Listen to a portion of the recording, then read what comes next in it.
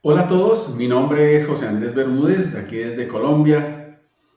Quiero el tiempo para hablar de varias cosas que son muy importantes en un tema que es bastante interesante como es la propiedad horizontal. Hablemos ahora sobre el Consejo de Administración o lo que llaman en Panamá la Junta Directiva. Son dos formas de verlo. En Colombia, Consejo de Administración está integrado por un presidente, la ley da ese cargo, presidente, y le da una función específica al presidente. Dice, usted es el que firma el contrato del administrador. Y dice que el Consejo de Administración está integrado por un número impar de 3 o más propietarios, pero no le da cargos a los demás miembros del Consejo de Administración. Solo por ley hay un presidente. Los demás son miembros del Consejo de Administración. Y para efectos de la firma de contrato, solo el presidente. Es lo que tenemos en nuestra legislación colombiana. En nuestra legislación de Panamá se nombra una junta directiva. En la junta directiva, el presidente de esa junta directiva es el representante legal. Es el que preside las reuniones de consejo de junta directiva y las que presiden las reuniones de asamblea. Debe haber por lo menos un tesorero, que es el que maneja la parte de dineros, y el secretario, el que toma las actas. Pero, si se desea, pueden haber más cargos como vicepresidente y, si hay más de junta directiva, se pueden conocer como vocales. Entonces, algo que es importante en ambos casos deben ser propietarios de las unidades privadas o las unidades inmobiliarias. Esto es lo que conforma esta junta directiva y la diferencia. En Colombia, el presidente del consejo no es el representante legal como sí lo es en Panamá. En Panamá, entonces, decimos que también deben ser propietarios de las unidades privadas, pero la ley les exige que esos propietarios deben estar a paz y salvo por concepto de pago de expensas o cuotas de administración.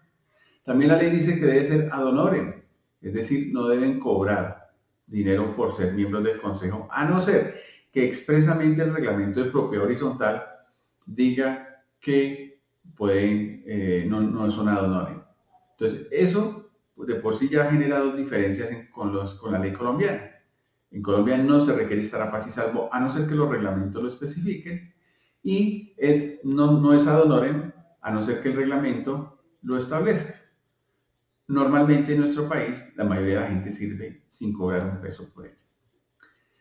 En Panamá se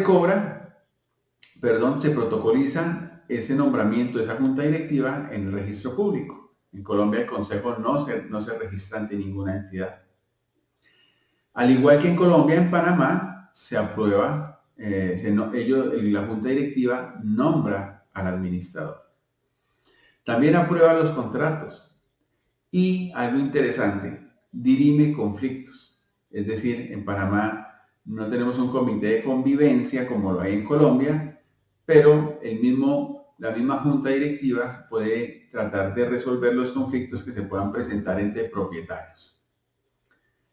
También autoriza la creación de cargos. Si el administrador considera que debe haber un auxiliar, ciertos otros cargos son aprobados por esta junta directiva. Crea comités de apoyo designados o designando propietarios. Ellos pueden decir, vamos a necesitar un comité, vamos a llamar a este propietario, que nos ayude. O si es una copropiedad grande, entonces de este edificio vamos a tener un representante y vamos haciendo comités y ellos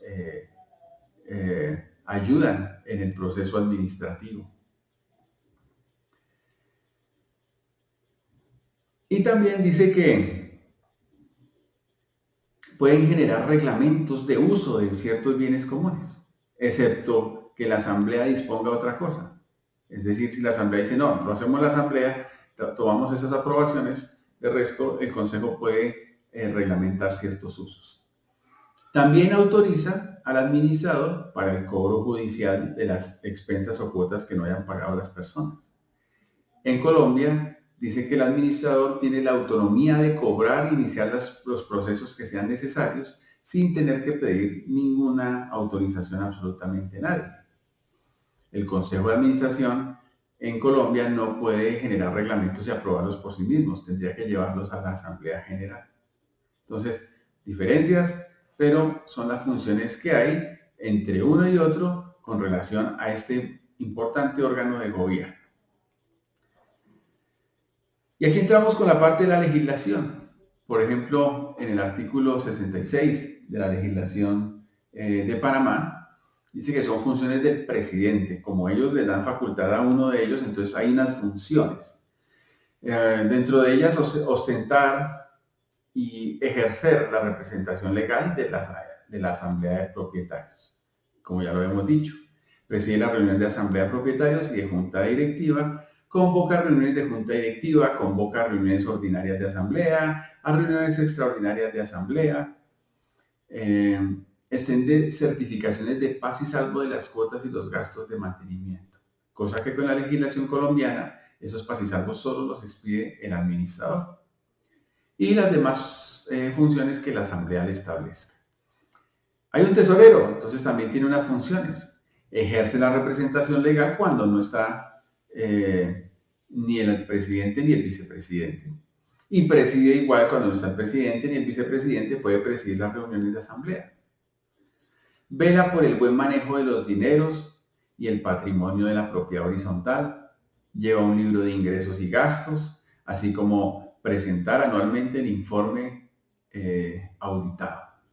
Esto es interesante porque en Colombia no hay la figura del tesorero diferente al administrador. El administrador es el único, es el tesorero, es el que recauda los dineros y el que pues los gira.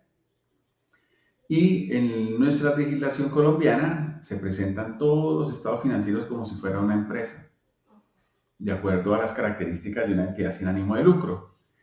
Y se presentan auditados por alguien que se llama el revisor fiscal, del cual vamos a hablar luego. Convoca a reuniones ordinarias, extraordinarias, a la Asamblea de Propietarios, conforme a lo establecido en la ley, extiende certificado de paz y salvo de gastos de mantenimiento y ejecuta las demás que le sean asignadas por la Asamblea. Ahora, las del secretario. Ejerce la representación legal de la Asamblea cuando no está ni el presidente, ni el vicepresidente, ni el tesorero. También preside esas reuniones de Asamblea, a falta de los mismos. Actúa como secretario en la reunión de Asamblea de Propietarios y en la reunión de Junta Directiva. Lleva el libro de registro de actas. En la legislación colombiana, el que lleva el libro bajo su responsabilidad es el administrador.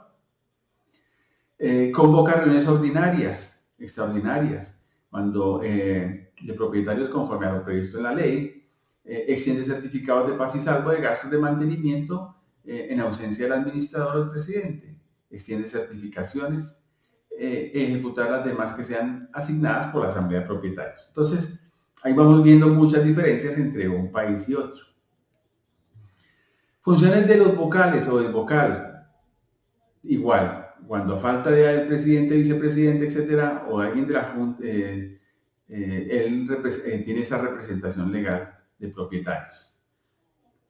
Preside las sesiones de la Asamblea a falta de uno o los demás miembros de la Junta Directiva. Convoca reuniones ordinarias, extraordinarias de la Asamblea de Propietarios conforme a lo presupuestado en la ley.